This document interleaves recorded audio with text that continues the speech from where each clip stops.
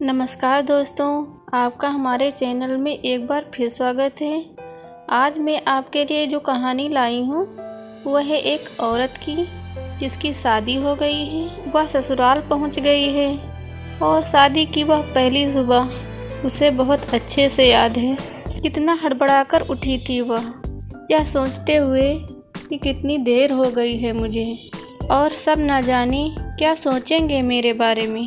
एक ही रात तो कटी थी दूसरे घर में, पर इतना बदलाव जैसे आकाश में उड़ती चिड़िया को किसी ने सोने की मोतियों का लालच देकर पिंजड़े में बंद कर दिया हो। शुरू के कुछ दिन तो यूं ही गुजर गए। हम कुछ दिनों के लिए बाहर घूमने चले गए। जब वह वापस आए तो सासू माँ की आंखों में खुशी तो थी, लेकिन सिर्फ वो खुशी अपने बेटे के लिए ही दिखी मुझे। सोचा शायद नया नया रिश्ता है, समझने में देर लगेगी, लेकिन समय ने बहुत जल्दी ही एहसास करा दिया कि मैं यहाँ की बहू हूँ। जैसे चाहूँ वैसे नहीं रह सकती हूँ मैं। कुछ कायदा और मर्यादा हैं जिनका मुझे पालन करना है। धीरे धीरे बातें करना, धीरे धीरे हंसना, सबके खाना खाने के बाद खाना, ये सब आदतें जैसे अपने आप ही आ गई थी मुझ में। कभी कभी माँ से बात हो जाती थी।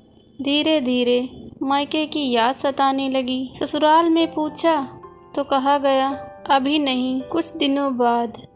जिस पति ने कुछ दिन पहले ही मेरे माता पिता से कहा पास ही तो है, कभी भी आ जाएगी, अब उनके ही सुर बदल चुके थे। अब धीरे धीरे समझ में आ रहा था कि शादी कोई खेल नहीं है। इसमें केवल घर नहीं बदलता, बल्कि आपका पूरा जीवन बदल जाता है। आप कभी भी उठ के अपने मायके नहीं जा सकते। यहाँ तक कभी याद भी आए तो आपके मायके वाले बिन पूछे यहाँ नहीं आ सकते। मायके का वो अल्हड़पन, वो बेबाक हंसना, वह झूठे मुँह, रसोई में कुछ भी छू लेना, जब मन चाहे तब उठना, सोना, नहाना, सब बस यादें ही रह जाती हैं। ये सब सोच ही रही थी कि अब मुझे समझ में आया कि विदाई के समय क्यों रो रहे थे। असल में उन्हें मुझसे दूर होने का एहसास तो हो ही रहा था, लेकिन एक और बात थी जो उन्हें अंदर ही अंदर परेशान कर रही थी कि जिस सच से उन्होंने मुझे इतने दिन दूर रखा, अब वह मेरे सामने आ ही जाएगा। पापा का यह झूठ कि मैं उनकी बेटी नहीं बेटा हूँ अब और दिन नहीं छुप पाएगा। उनकी सबसे बड़ी चिंता यह थी कि उनका यह बेटा, जिसने बेटी होने का एहसास भी नहीं कराया था, जीवन के इतने बड़े सच को कैसे स्वीकार करेगा। माँ की चिंता थी कि कभी उनकी बेटी ने पानी का एक गिलास भी नहीं उठाया था, तो वह इतने बड़े परिवार की जिम्मेवारी कैसे उठाएगी। सब इस विदाई और मेरे पराए होने का मर्म जानते थे, सिवाय मेरे।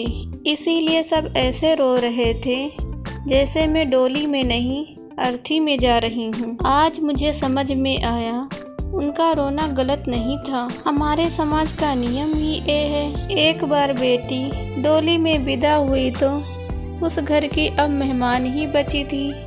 फिर कोई कितना भी कह ले कि ये घर आज भी उसका है, पर सच तो ये है कि वह कभी भी अपने घर, जिसे मायका कहते हैं, जल्दी नहीं आ सकती। समस्याएं और परेशानी आने पर भी उसी को हल करना पड़ेगा, रोते और गम छुपाते हुए। क्या यह कोई तपस्या से कम नहीं है, जहाँ पर सुधार कर अच्छा कार्य करना, यही तो ससुराल है। दोस्तों, अगर वीडियो पसंद आई हो तो वीडियो को लाइक करें और चैनल को सब्सक्राइब जरूर करें।